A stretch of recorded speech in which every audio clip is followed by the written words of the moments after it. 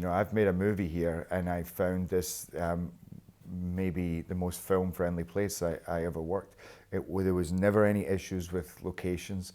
The crews were incredible and it was friendly. And you know, my experience with Dear Frankie, and it was a very small budget, it was one of the most pleasant, fun, easygoing experiences. You know, there's great facilities, great crews.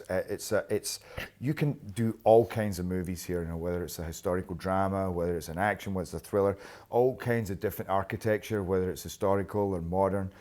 Glasgow, you can have a small city feel or a big city feel. And then you're very close to the countryside as well.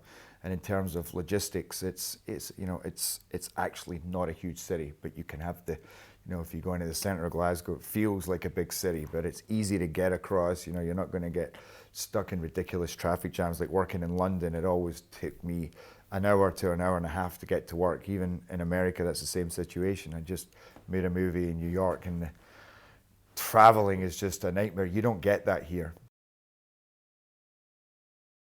Yeah, absolutely. I mean, that's something that I've been looking for even.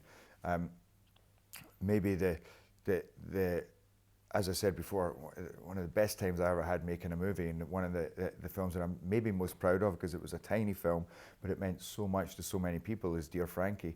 And I think that's because it had so many of the elements of what makes up a great story, which also came out of this city. You know, it had the cheek and the fun, and yet the sweetness and the loveliness and the warmth, and then just that it showed so much about this city as well that I just found very endearing. And I think to get a chance to come back and tell a Scottish story, or not even a Scottish story, but to set it here in Glasgow, and to get a chance to come back home and to do something where I belong to, then I would jump at the chance.